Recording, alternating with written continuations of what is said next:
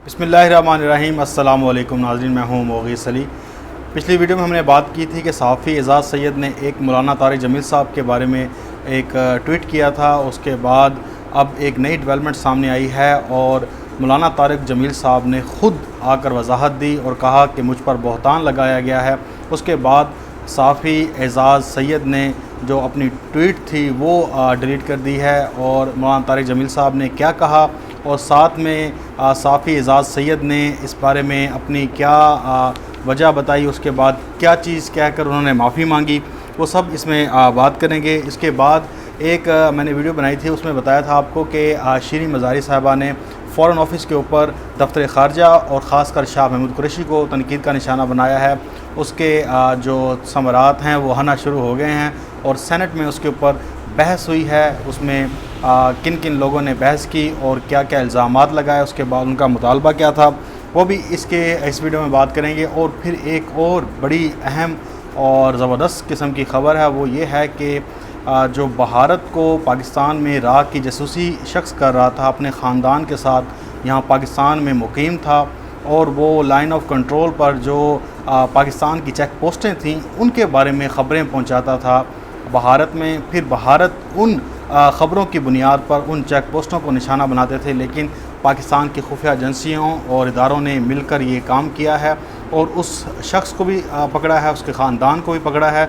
वो कहाँ से पकड़ा है, वो कौन है, ये सब हम इस वीडियो में बात कर लेंगे। लेकिन पहले शुरू करते हैं मामला सहाफ़ी एजाज़ सैयद के उस ट्वीट से जिसने एक नई बहस छेड़ दी थी और कहा जाता था कि एजाज़ सैयद अपने आप को तहकीकाती सहाफ़ी कहलाते हैं। वो कहते हैं कि मैं तहकीकाती रिपोर्टिंग में माना हुआ हूँ और लोग उनको एक तहकीकाती रिपोर्टर के हवाले से जानते हैं। लेकिन उन्होंने बग़ैर तस्दीक के एक वीडियो शेयर की थी जिसमें मौलाना तारिक जमील साहब एक लड़की को जो उनके बकौल एजाज़ सैयद के उनसे हाथ मिला रहे हैं। तो जब उन्होंने वो वीडियो शेयर की तो उन्होंने लिखा, जो उन्होंने इस बारे में लिखा कि लोगों को अपने किरदारों की असलियत जानना चाहिए और पैरवी से गुरेज करना चाहिए। मौलवी अपनी तबलीग के बिल्कुल उल्ट काम करता है। जब ये बात उन्होंने लिखी तो मौलाना तारिक जमील साहब ख़ुद मैदान में आए। उन्होंने कहा कि मुझ पर ये बहतान लगाया गया है और बग़ैर तहकीक के वीडियो ट्वीट कर दी है। ये जो उन्होंने कहा कि ख्वाजा सरा है और ये लड़की नहीं है और ये मुझसे रायवंड में मिलने आए थे और अब इन्होंने जो तबलीग का काम है वो शुरू कर दिया है। और उन्होंने मैंने पिछली वीडियो में बताया था कि मौलाना तारिक जमील साहब बहुत सी जगहों पर ऐसी बात करते रहते हैं और कहते रहते हैं कि मुझसे बहुत से लोग मिलते हैं, लेकिन मेरा मकसद तबलीग दीन है, दीन के हवाले से मैं बात करता हूँ, उसके अलावा मेरा कोई मकसद नहीं होता इनसे मिलने का। उसके बाद सहाफ़ी एजाज़ सैयद ने माज़रत की, कहा कि अगर आपकी दिल आज़ारी हुई है तो मैं इस पे माज़रत करता हूँ। उन्होंने वो ट्वीट डिलीट कर दी और कहा कि मौलाना तारिक जमील साहब ने मेरी जो मुझे समझ नहीं आ रही थी वो मेरी जो चीज़ है वो उन्होंने क्लियर कर दी है। तो अब मैं इससे इस ट्वीट को डिलीट करता हूँ और मैं उनसे माज़रत चाहता हूँ। अब देखें कि एक ट्वीट होता है, उसके बाद लोग उनको शेयर धड़ करते हैं, लेकिन जब बाद में आपको वजाहत देना पड़ी, जब वजाहत आ जाए फिर आप माफ़ी मांग कर मामला ख़त्म कर देते हैं। लेकिन इसी तरह से आप देखें कि कितनी ऐसी ख़बरें हैं, कितनी ऐसी वीडियोस होती हैं जो वायरल हो जाती हैं और फिर बाद में ये अपने लोगों को ये चीज़ें वायरल कर देते हैं, उनमें जहनों में बिठा देते हैं बात जो उन्होंने करनी हो, लेकिन बाद में फिर माज़रत कर ली जाती है और इस बारे में कोई ऐसी ख़बर भी नहीं आती। अब आगे बात कर लेते हैं एक शीरीन मज़ारी के बयान की जिसमें दफ्तर ख़ारजा और शाह महमूद कुरैशी और वफाकी वज़ीर इंसानी हकूक़ शीरीन मज़ारी आमने सामने आ गए हैं और इसके ऊपर एक बहस हुई है सेनेट के अंदर। उसमें जो सबसे ज़्यादा मुशाहिदुल्लाह ख़ान ने सवाल उठाए हैं, रहमान मलिक ने भी उन्होंने भी एतराज़ात उठाए हैं।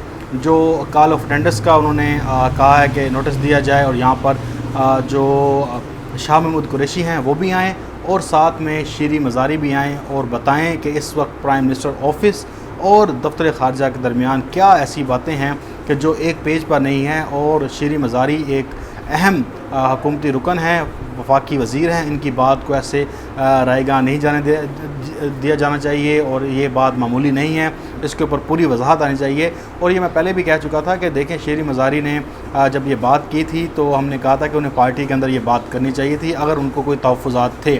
شبلی فراز نے بالکل ہی یہی بات اس سے اگلے دن کہی, انہوں نے کہا کہ اگر میں ہوتا شیری مزاری کی جگہ تو پھر میں پارٹی چھوڑ کے چلا جاتا اگر مجھے اتنا اختلاف ہے.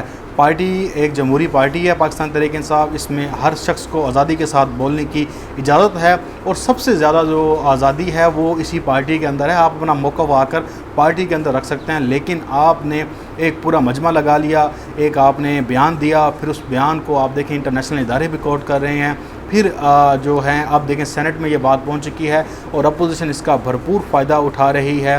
اسی طرح سے انہوں نے مطالبہ کیا ہے کہ یہ سارے معاملات جو ہیں یہاں سینٹ میں آ کر ڈسکس کیے جائیں اور بتایا جائے کہ خارجہ پالیسی جو ہے ہماری کیوں ناکام ہو رہی ہے, شاہ محمود قریشی صاحب کیوں ناکام ہو رہے ہیں, اور وزیر اعظم آفس جو ہے وہ الگ کام کر رہا ہے, حکومت الگ کام کر رہی ہے, اسٹیبلشمنٹ الگ کام کر رہی ہے. یہ ساری باتیں کھل کر سامنے آ رہی ہیں اور ایسے نازک مرحلے پر سامنے آئی ہیں کہ آپ دیکھیں کہ ایک طرف کشمیر کا ہم مقدمہ لڑ رہے ہیں اور پھر ایک اندر سے آواز اٹھتی ہے اور کہتے ہیں کہ آپ نے مقدمہ صحیح نہیں لڑا.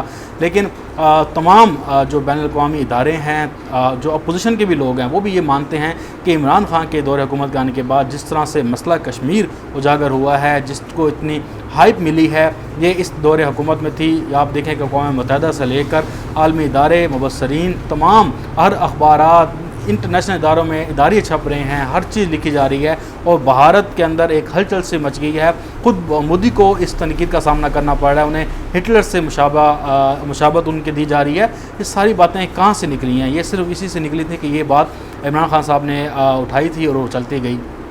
اب شیری مزاری نے یہ نیا پنڈورا باکس کھول دیا ہے, لیکن وہ اس چیز کا جواب دینے سے قاصر ہیں کہ انہوں نے اپنے دور حکومت میں 2 سال کے اندر ایسا کون سا فریضہ سر انجام دیا ہے پاکستان کے لیے جو انسانی حقوق کے لیے بہت بڑا نام ہو, جس کو لوگ اپریشیٹ کریں, انٹرنیشنل ادارے اپریشیٹ کریں. آپ انسانی حقوق کے علم بردار ہیں, آپ چیمپئن ہیں, تو کوئی ایسا ایک کیس بتا دیں جو آپ نے اپنے دور حکومت میں ایسا کوئی مثال پیش کر دیں کہ جو کی ہو, جس سے ہم نازاں ہوں, ہم یہ کہیں کہ ہم عالمی اداروں کو بھی کہہ سکیں یہ پاکستان کی انسانی حقوق کے منسٹر ہیں, پاکستان کے اندر یہ کام ہوئے ہیں. آپ نے تو ذرا بھی انسانی حقوق کے حوالے سے کام نہیں کیا, بلکہ آپ ان لوگوں کے ساتھ مل جاتی ہیں جو پاکستان کے حوالے سے انسانی حقوق کی خلاف ورزیوں کے لیے ٹویٹ کرتے ہیں, آپ ان کو سپورٹ کر رہی ہوتی ہیں. تو یہ نظر نہیں آ رہا ہوتا, لیکن جب ایک کشمیر کا معاملہ ہو اس کے اوپر آپ ٹویٹ کر دیتی ہیں, جس سے پورا نقصان حکومت کو ہوتا ہے, پاکستان کو ہوتا ہے, پاکستان کی ریاست کو ہوتا ہے. اب آخری خبر جو آپ کے ساتھ شیئر کرنی تھی وہ یہ تھی کہ پاکستان کی چیک پوسٹوں کی اطلاعات دینے والا وہ شخص گرفتار ہوا ہے, اور یہ راہ کا سہولت کار تھا. اور یہ پاکستان میں جو چیک پوسٹیں تھیں پاکستان کی ایل او سی پر, یعنی کہ ہمارے جو کشمیر کے علاقے ہیں وہاں پر جو چیک پوسٹیں تھیں ان کی خفیہ معلومات بھارت تک پہنچاتا تھا, اور پھر بھارت ان کو نشانہ لگاتا تھا, اور پھر اس سے ظاہری بات ہے پاکستان کا نقصان ہوتا تھا. لیکن پھر پاکستان کی خفیہ ایجنسیوں نے, اس کے بعد ایلیٹ فورس تھی, آزاد کشمیر کی پولیس نے یہ خفیہ آپریشن کیا, اور یہ جو خفیہ آپریشن کیا ہے یہ گوجر خان میں کیا ہے.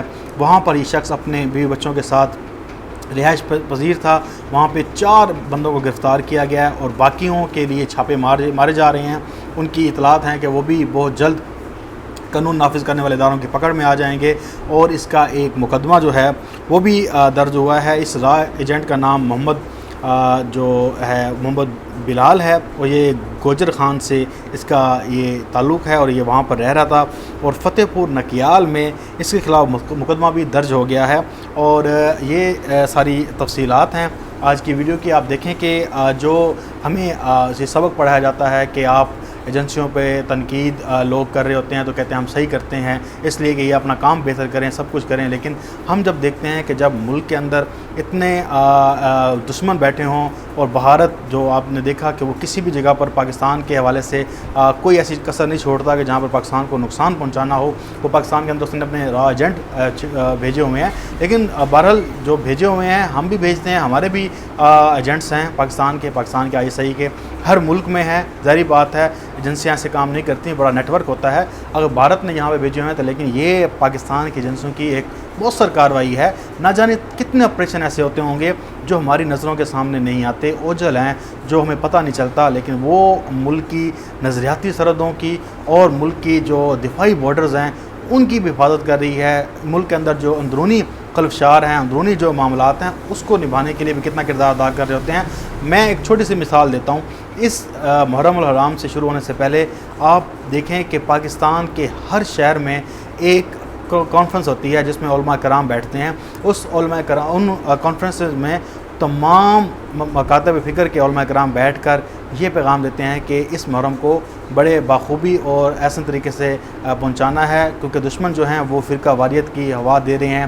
وہ چاہتے ہیں کہ مسلمان آپس میں لڑیں، ہمارے فرقے آپس میں لڑیں، لیکن اس کے پیچھے کریڈٹ جو ہے وہ لوگوں کو نہیں پتہ وہ کون کام کر رہا ہوتا ہے۔ اگر آپ دیکھیں یہ کام نہ ہو، یہ پیغامات نہ جائیں، علماء کرام ایک سٹیج پر نہ بیٹھیں، تو اس طرح کے ایونٹ بہت بڑے اور خطرناک طریقے سے پاکستان کو بھی اس سے نقصان ہو سکتا ہے، وہاں پر مسئلہ پیدا ہو سکتا ہے۔